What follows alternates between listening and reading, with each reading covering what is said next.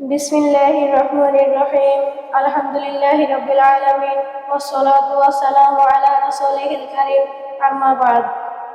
অধ্যকার ইকরা model মাদ্রাসা কর্তৃক আয়োজিত সাপ্তাহিক শিক্ষা সেমিনারের সম্মানিত সভাপতি, বিজ্ঞ বিচারক মণ্ডলী এবং আমার সামনে উপবিষ্ট ইলম পিপাসু ভাই ও বোনেরা, সকলকে জানাই আমার পক্ষ থেকে আন্তরিক মোবারকবাদ।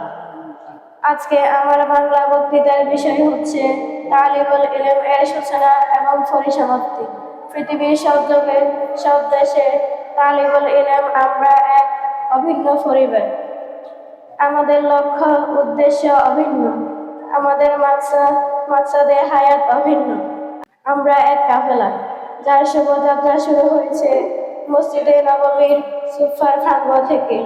স্বয়ং রাসূল সাল্লাল্লাহু আলাইহি ওয়াসাল্লাম এর নির্দেশনায় সাহাবা আজমাইন, আইম্মায়ে মুজতাহিদিন, আকাবিরিন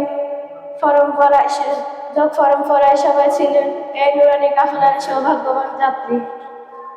বহু শতাব্দীর পথ পরিক্রমা শেষে আমরা আজ এই নুরানি কাফেলার সৌভাগ্যবান যাত্রী, আলহামদুলিল্লাহ। প্রজন্ম পরম্পরায় এগিয়ে যাবে এই কাফেলা এবং শামিল হবে ইমাম মাহদির মুবারক জামাতে। তালিবুল ইলম এর করণীয় হচ্ছে সময়ের যথাযথ সুব্যবহার করে দ্বীন শরীয়তে তথা কোরআন হাদিসের জ্ঞান অন্বেষণে নিজেকে ব্যস্ত রাখা এবং অন্যের নিকট সত্য শরীয়তের বাণী পৌঁছে দেওয়া। পার্থিব জীবনে সকল দর্শনীয় কাজ থেকে নিজেকে বিরত রাখা। আল্লাহ আমাদের খাঁটি ওয়ারিস নবী হওয়ার তৌফিক দান করুন, যাতে করে সমস্ত মুসলিম উম্মাহ ভবিষ্যৎ প্রজন্মের কর্ণধার হতে পারি। আমিন ইয়া রাব্বাল আলামিন।